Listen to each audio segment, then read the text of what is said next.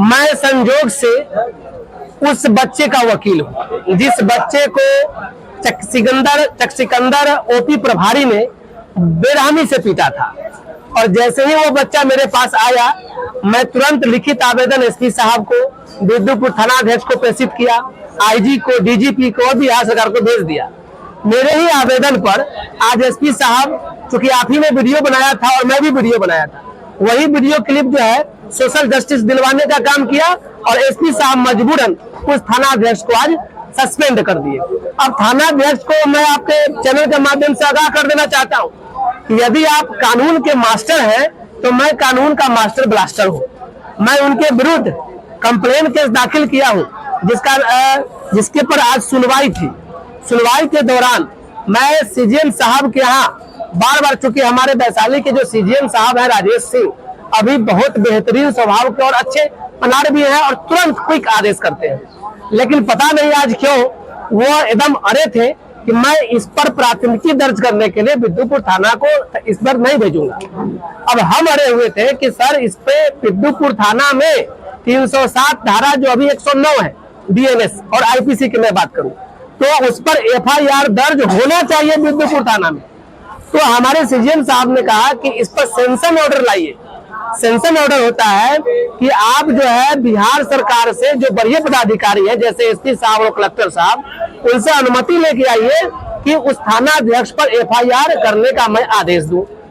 मैंने उनसे कहा कि सुप्रीम कोर्ट का सुस्पष्ट जजमेंट है कि जब दायित्व का निर्वहन, जब वो व्यक्तिगत स्वार्थ में या कुछ ऐसा कृत्य करते हैं जिससे उनका माने दायित्व निर्वहन से कोई संबंध नहीं है, तो उसमें उनमें सेंशन की जरूरत नहीं है। तो वो इंक्वायरी में रख रहे थे। मैं एकदम अड़ गया कि यह इंक्वायरी का केस है ही नहीं, या तो बिद्दुपुर थाना में चकसिकंदर ओपी प्रभारी संदीप कुमार के विरुद्ध एफआईआर दर्ज होगा, नहीं तो मेरा कंप्लेंट केस डिसमिस होगा, फिर हम ऊपर जाएंगे।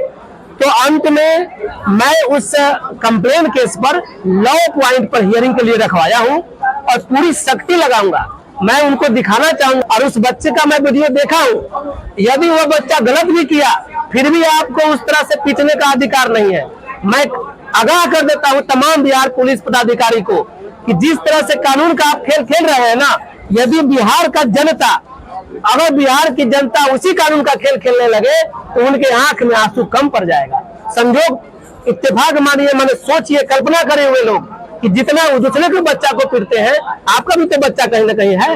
अगर वही व्यक्ति आपके बच्चा के साथ उसी तरह से बर्बरता करे, उसी तरह से लाठी से मारे, फिर कहाँ जाएगा आपका बच्चा? तो ये सोचनीय प्रश्न है। आज मैं उस पर अड़ा हूँ।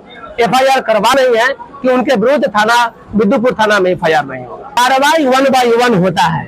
जैसे अभी सस्पेंड हुए हैं, मैं एसपी साहब से आग्रह करना चाहता हूँ कि सस्पेंड होने के बाद उन पर विभागीय कार्रवाई प्रारंभ हो, उसके बाद एफआईआर का आदेश हो। कोई भी कार्रवाई 1 बाय 1 ही होता है, यानी केवल सस्पेंड करके और फिर उनको रिलीज कराकर फिर इसको जख्म पर मरहम लगाने का काम एसपी साहब न करे और उसको सस्पेंड करने के बाद उन पर विभागीय कार्रवाई प्रारंभ हो। जब एफआईआर करने की नौबत हो तो एफआईआर भी हो, वो जेल भी जाए, तो 1 बाय 1 ही कार्रवाई होती है। इसलिए हम लोग को थोड़ा इंतजार करना है।